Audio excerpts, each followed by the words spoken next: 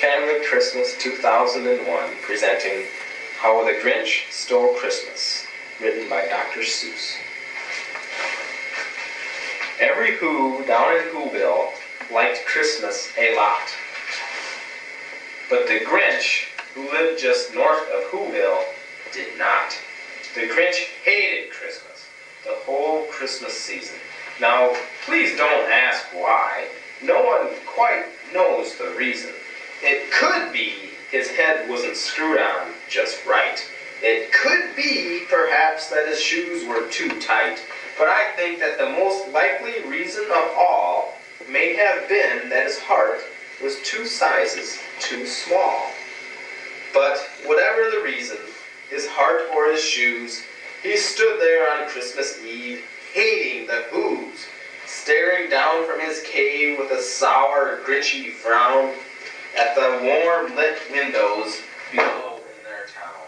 For he knew every Who down in Whoville beneath was busy now hanging a mistletoe wreath. And they're hanging their stockings. He snarled with a sneer. Tomorrow's Christmas is practically here. Then he growled with his Grinch fingers nervously drumming. I must find some way to stop Christmas from coming. For tomorrow he knew. All the Who girls and boys would wake bright and early. They'd rush for their toys. And then, oh, the noise! Oh, the noise! That's one thing he hated. The noise.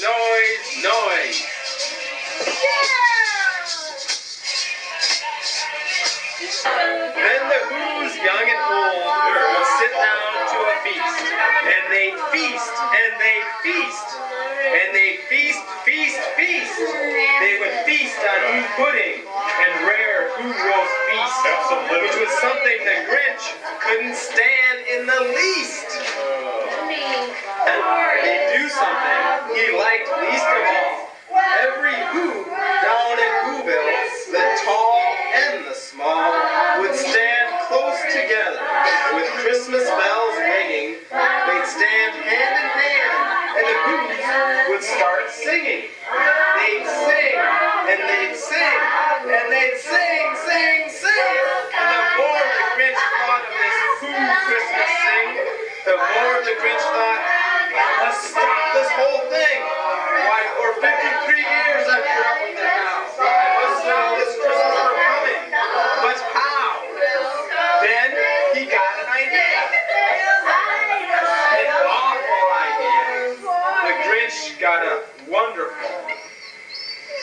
I know just what to do. The Grinch laughed in his throat, and he made a quick Santa Claus hat and a coat, and he chuckled and clucked. What a great Grinchy trick with this hat. In this sweater. Why, I'll look just like St. Nick. All he needed was a reindeer. Wait a minute, I gotta fix this first.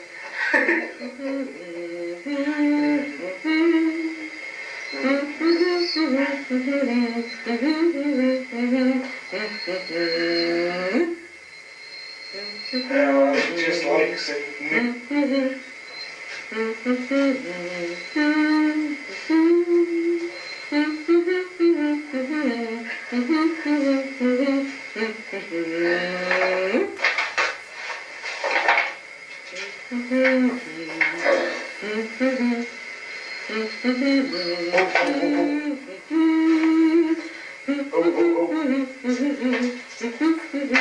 All he needed was a reindeer, so the Grinch looked around.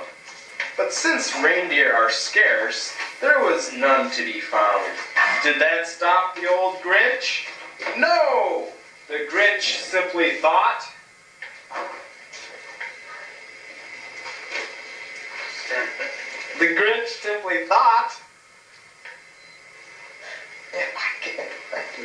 if I can't find a reindeer, then maybe we'll make one. So he called his dog Max. Come on, Max. Come on, Max. Then he took some red thread tied a big horn on top of his head. Then he loaded some bags and some old empty sacks on a ramshackle sleigh, and he hitched up old Max. And the Grinch said, don't worry about it. Keep going. Then the Grinch said, giddy up, Max. And the sleigh started down toward the homes, where the Who's lay a snooze in their town. All their windows were dark, quiet, snow filled the air.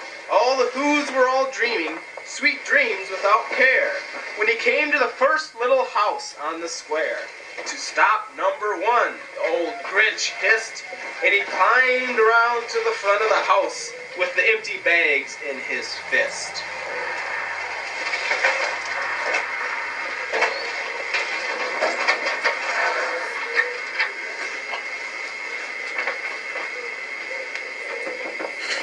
Then he slid down the chimney, a rather tight pinch. But if Santa could do it, then so could the Grinch. He got stuck only once, for a moment or two. Then he stuck his head out of the fireplace flue, where the little Who stockings all hung in a row. These stockings, he thought, are the first things to go.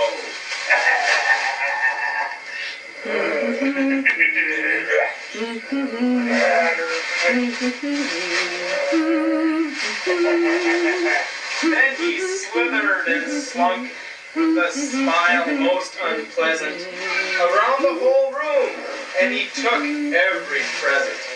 Pop guns, bicycles, roller skates, drums, checkerboards, tricycles, popcorn, and plums, and he stuffed them in bags. Then the Grinch, very nimbly, stuffed all the bags, one by one, up the chimney.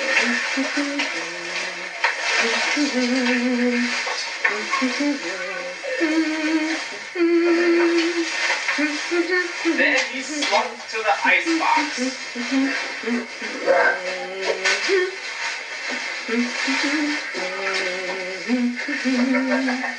He took the Who's feast. He took the Who pudding. He took the roast beast. He cleaned out that icebox as quick as a flash.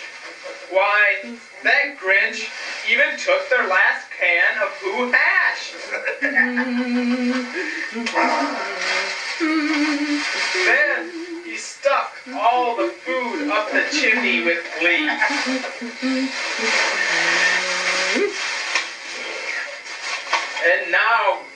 And the Grinch grabbed the tree, and he started to shove when he heard a small sound like the coo of a dove.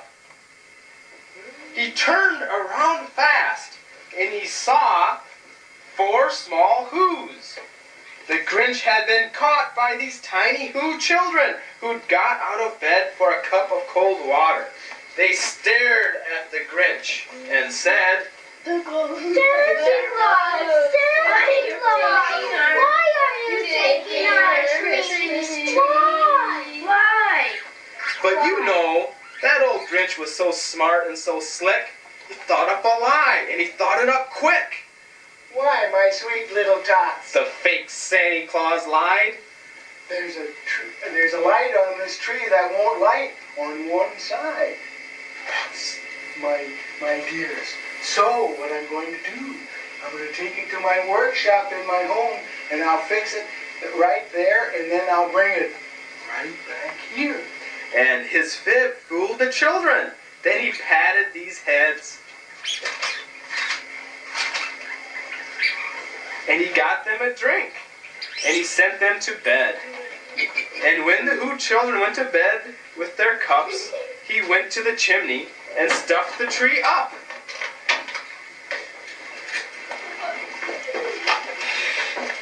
Then the last thing he took was the log for their fire. Then he went up the chimney himself, the old liar. On their walls he left nothing but hooks and some wire. And the one speck of food that he left in the house was a crumb that was even too small. Shh. Then he did the same thing to the other Who's houses.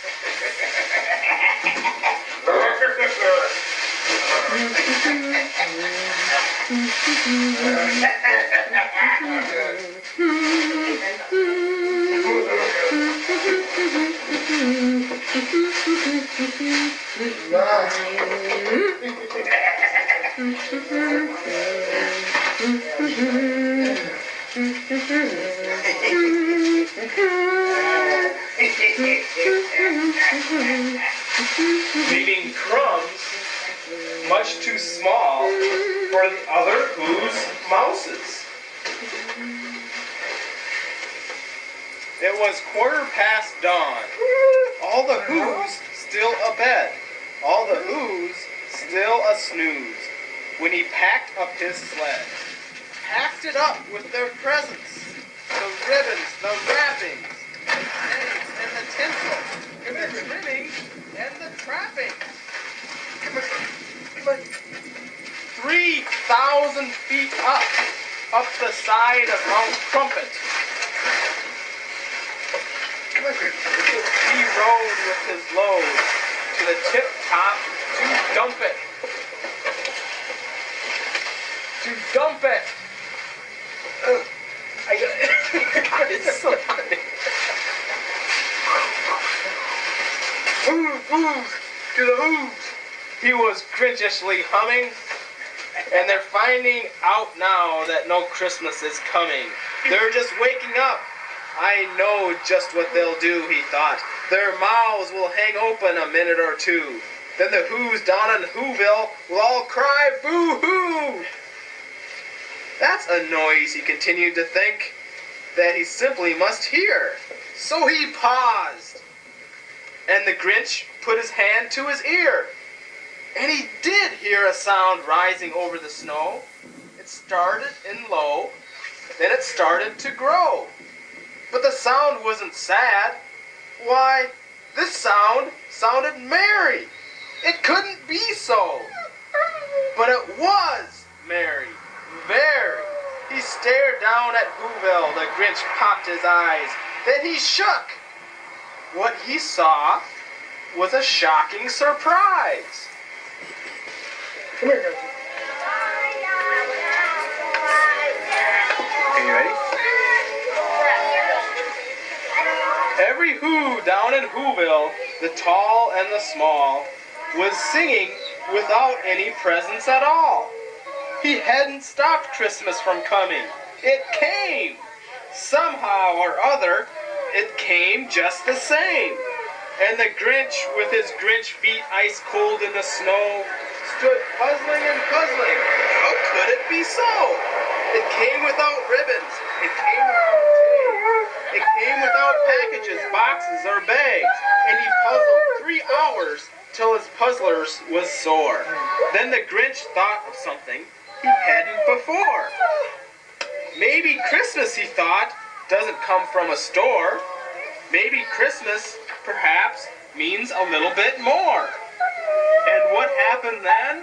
Well, in Whoville they say that the Grinch's small heart grew 3 sizes that day. And the minute his heart didn't feel quite so tight, he whizzed with his load through the bright morning light. And he brought back the toys and the food for the feast.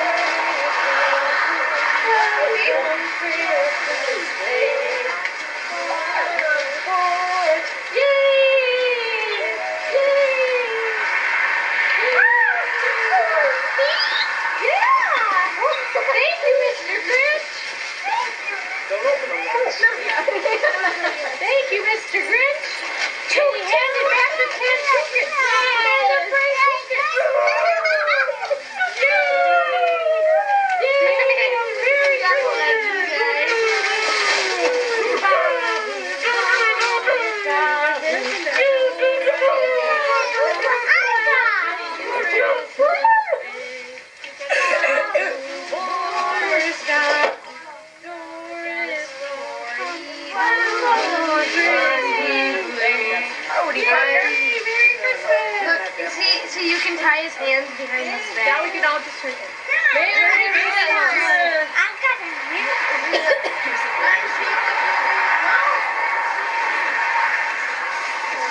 We could if we want. Yeah, let's do it. Too bad I'm not. Chucky, we're gonna sing Wish You Merry Christmas.